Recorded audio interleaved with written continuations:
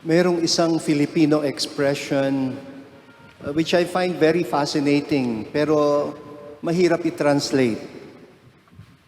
You know the expression, halaka. How do you say that in English? Well, today's gospel helps me understand the meaning of this expression. I think it comes close to the idea of stewardship and the sense of accountability. You have been entrusted with something precious by an owner who has a lot of trust in you. But you lost it and now you receive news that the owner is coming in just a few days. Masasabihan ka, halaka. Or you borrowed a big amount of money and you promised to pay after 1 year. The year has passed and the lender is reclaiming the money. And you have spent it all up on dissolute living. You have nothing to pay it with. Halaka. Or the doctor has warned you repeatedly about the dangers of cigarette smoking.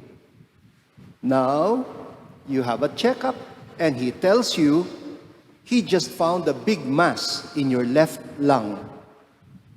At ibabiopsy ito. Halaka. You can add more of your own examples to elaborate on this expression, but they will all boil down to the main point of today's gospel, responsible stewardship, which is characterized by a sense of accountability. Yung final lines of the gospel are a good summary to the message. To whom much has been entrusted, much will also be expected.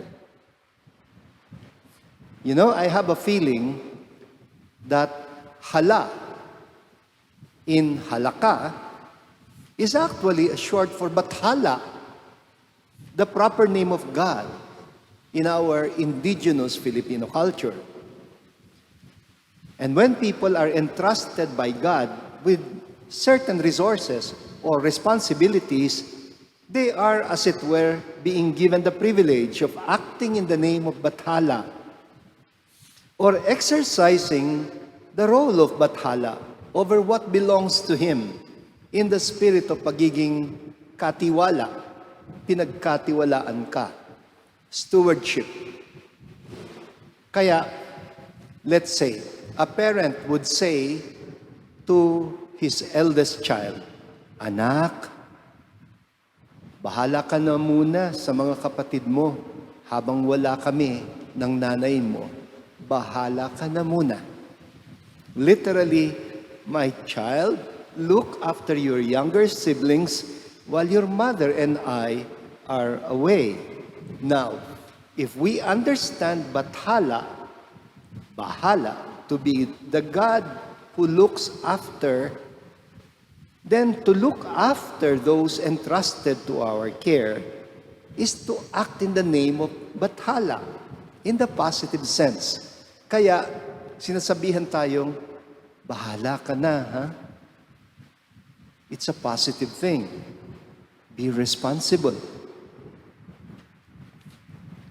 Like when parents entrust some of their roles to their more mature children, what the parents are implying is, you are answerable to us.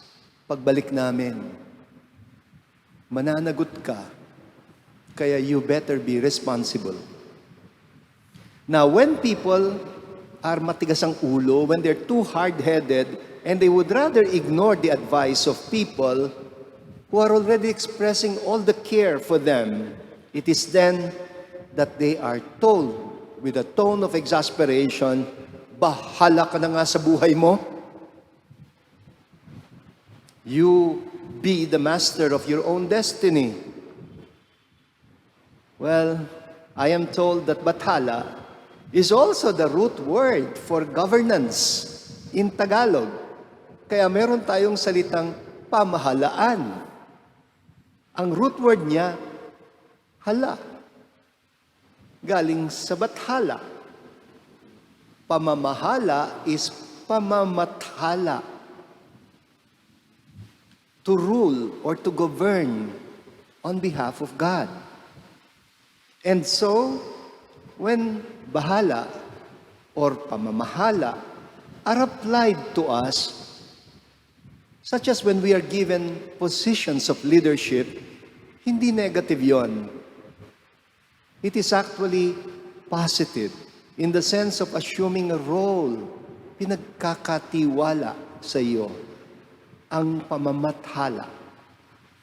You're taking responsibility for your city, for your country, for your barangay. It only becomes negative when the authority that has been entrusted to you, ang pinagkatiwalang kapangyarihan sa iyo, when you abuse it, when you play God, na akala mo bathala ka talaga, when people get so deluded, they begin to behave as if they were God. It is then that they need to hear the shortened form of the expression, halaka. Darating din ang panahon mo.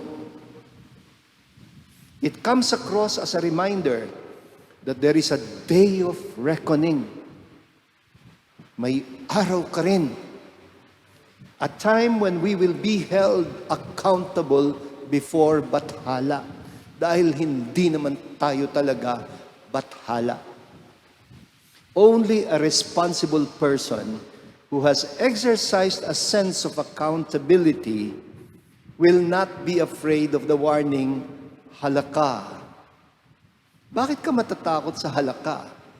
If you have been responsible and accountable, he has no worries because in his heart he knows that he has done only what bathala has expected him to do. That even if he played the role of bathala in the exercise of authority, he did not abuse it. That he knows full well he is not God, and he has not succumbed to the temptation to play God. Meaning, he is ready to face his God and render an accounting. Sinabihan tayo ng Panginoon, kayo nang bahala. Kayo nang bahala. That is good. Pero, kapag hindi natin pinangatawanan, halaka.